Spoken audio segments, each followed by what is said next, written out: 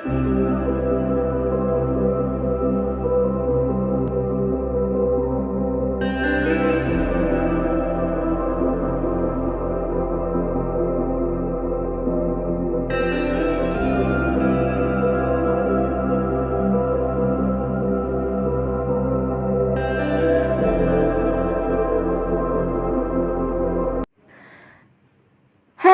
Everyone.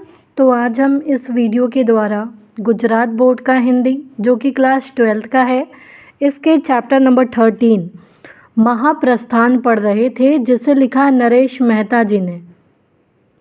अगर आपने ये चैप्टर नहीं समझा है तो पहले आप इस चैप्टर को समझ लें ताकि आपको इसके क्वेश्चन आंसर समझने में आसानी हो। तो आइए इसे हम स्टार्ट करते हैं। फर्स्ट है, निम्नलिखित प्रश्नों के उत्तर दिए गए विकल्पों में से चुनकर लिखिए। जिसका पहला क्वेश्चन है, युधिष्ठिर ने मात्र शास्त्र व्यवस्था के कारण ही क्या नहीं स्वीकारा, वानप्रस्थ, गृहस्थ, संन्यास या वृद्धत्व। तो इसका सही आंसर होगा वानप्रस्थ। सेकंड है, निम्न में से किसकी सीमाएं निश्चित है, युद्ध की, साम्राज्य की, संबंध की या सभी की। तो इसका सही आंसर होगा सभी की। नेक्स्ट क्वेश्चन है, दुर्ग, प्रासाद और स्मृति भवन में किसकी प्रशस्तियाँ गूंजती रहती हैं, विचारहारा की, चारण की, सज्जन की या एक भी नहीं। तो इसका सही आंसर होगा चारण की। नेक्स्ट क्वेश्चन है, युद्ध और आतंक किसके पर्याय हैं, वितृष्णा के, आतंक के, सामाजिकता के या मानसिकता के। तो इसका सही आंसर होगा सामाजिकता के। नेक्स्ट है, निम्नलिखित प्रश्नों के उत्तर एक एक वाक्य में लिखिए। जिसका पहला क्वेश्चन है, आर्य शास्त्र व्यवस्था में मनुष्य जीवन के लिए कितने आश्रम बताए गए हैं। तो आर्य शास्त्र व्यवस्था में मनुष्य जीवन के 4 आश्रम बताए गए हैं, ब्रह्मचार्याश्रम ये अर्थात विद्यार्थी, गृहस्थाश्रम, वानप्रस्थ आश्रम और संन्यासाश्रम।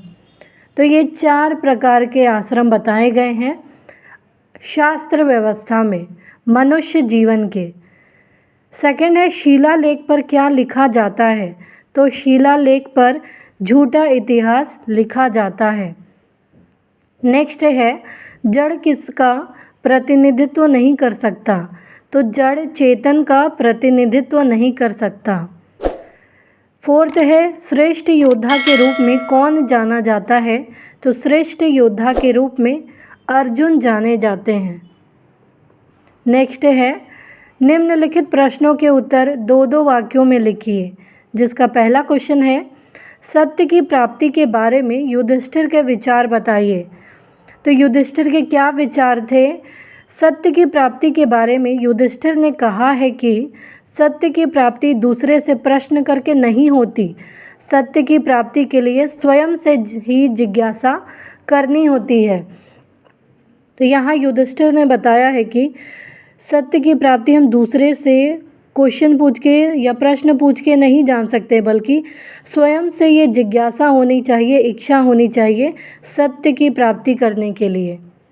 नेक्स्ट है, युधिष्ठिर ने वस्तुओं से हीन होने का क्या अर्थ बताया है। जो युधिष्ठिर ने वस्तुओं के प्रति मनुष्य की आसक्ति को उसके व्यक्तित्व विकास में बाधक माना है। उन्होंने कहा है कि मनुष्य के वस्तुओं से हीन यानी वस्तुओं से रहित होने का अर्थ है व्यक्तित्व की दृष्टि से उसका संपन्न होते जाना। तो युधिष्ठिर यहाँ वस्तुओं के प्रति मनुष्य की आसक्ति को उसके व्यक्तित्व के विकास में बाधक बनाते हैं, बताते हैं कि किस तरीके से व्यक्ति जो होता है वो वस्तुओं से या वस्तुओं में उसका मोह हो जाता है और उसके विकास में ये सारी चीज़ें बाधक बन जाती है। तो वस्तुओं से हीन या वस्तुओं से रहित होने का यही अर्थ होता है कि व्यक्तित्व की दृष्टि से उसका संपन्न होना। नेक्स्ट है, युधिष्ठिर के मतानुसार अमानवीय कृत्यों का ऐतिहासिक निष्कर्ष क्या निकलेगा। तो युधिष्ठिर कहते हैं कि युद्ध और आतंक अमानवीय कृत्य है, ये हमें नहीं करना चाहिए। उनके मतानुसार अमानवीय कृत्यों का ऐतिहासिक निष्कर्ष यह निकलेगा कि अर्जुन से श्रेष्ठ कोई योद्धा नहीं होगा और युधिष्ठिर ही एकमात्र चक्रवर्ती सम्राट हैं। यही इस चीज़ से, युद्ध और आतंक से निष्कर्ष निकलेगा। नेक्स्ट है, निम्नलिखित प्रश्नों के उत्तर सविस्तार लिखिए। जिसका पहला क्वेश्चन है, सफलता और अमरत्व के बारे में युधिष्ठिर के विचार सविस्तार लिखिए कि उसका क्या विचार था युधिष्ठिर का अमरत्व के बारे में और सफलता के बारे में। तो युधिष्ठिर कहते हैं कि मनुष्य युद्ध, राज्य, साम्राज्य, संपदा तथा संबंध आदि कुचक्रों को अपने चारों ओर बुनकर अपने आप को सफल मानने लगता है। वह इस सफलता के घेरे में अपने आप को कैद कर लेता है। इतना ही नहीं, वस्तुओं और सफलताओं के माध्यम से मनुष्य अमरता प्राप्त करना चाहता है, पर दुर्ग, प्रासाद, स्मृति भवन, चारण प्रशस्ति तथा झूठे प्रशंसा वाले ऐतिहासिक शिलालेखों से कोई भी व्यक्ति अमर नहीं होता, बल्कि अमर वो अपने कर्मों से होता है।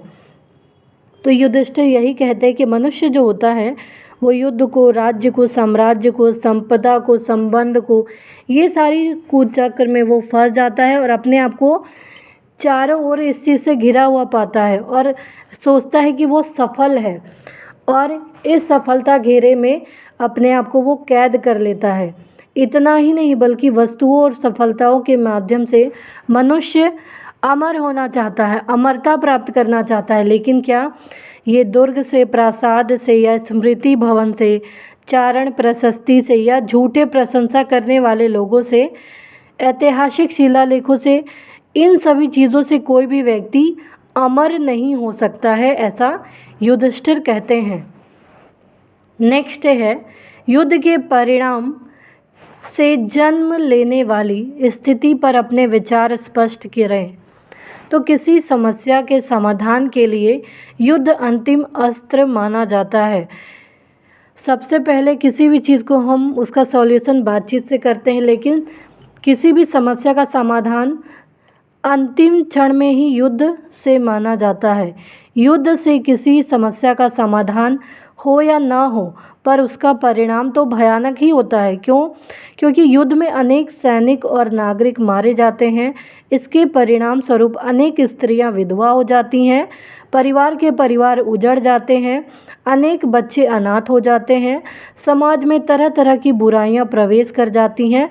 उनका भयानक परिणाम होता है।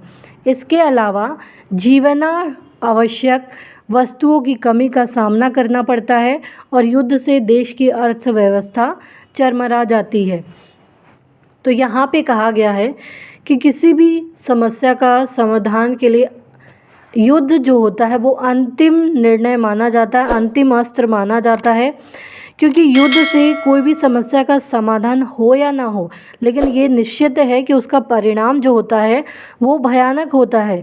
क्योंकि युद्ध में कितने सारे नुकसान होते हैं, अनेक सैनिक, अनेक नागरिक मारे जाते हैं, अनेक स्त्रियां विधवा हो जाती है, परिवार के परिवार उजड़ जाते हैं, बच्चे अनाथ हो जाते हैं, समाज में बुराइयां फैलती हैं और ये सारी चीज़ें इसका परिणाम बनती है। और यहाँ तक कि जो जीवन के लिए आवश्यक वस्तुएं होती हैं उनकी भी कमी हो जाती है, जिसके कारण अर्थात युद्ध से देश की जो अर्थव्यवस्था है वो चरमरा जाती है। नेक्स्ट है, जड़ जड़ का ही प्रतिनिधित्व कर सकता है, चेतन का नहीं, विमर्श समझाइए। तो जड़ और चेतन में ज़मीन आसमान का अंतर होता है। जड़ किसी का प्रतीक हो सकता है, पर वह चेतन कभी नहीं हो सकता। उदाहरण के लिए कोई आदमी और उसका सुंदर चित्र ले। कोई भी आदमी और उसका चित्र लेने के बाद आदमी चेतन है और आदमी का चित्र जड़ है। जड़ यानी जो बोल नहीं सकता, चल फिर नहीं सकता, जिसमें जान ना हो। चित्र कितना भी सुंदर क्यों ना हो, उससे उस व्यक्ति का कितना भी लगाव क्यों ना हो, पर वह चित्र आदमी नहीं हो सकता है।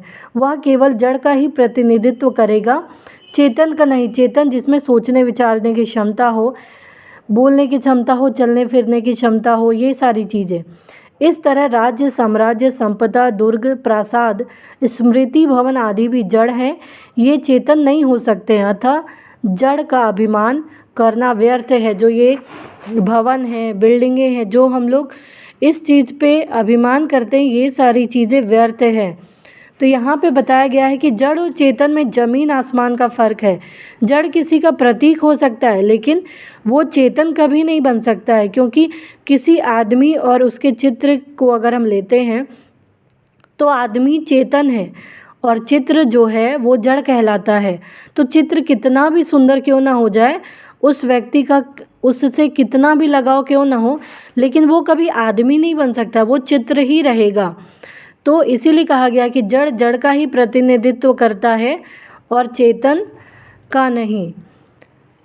तो उम्मीद है आपको ये क्वेश्चन आंसर समझ में आए होंगे। तो प्लीज़ आप इस वीडियो को लाइक करना, शेयर करना, सब्सक्राइब करना, कमेंट करना ना भूलें। Thank you.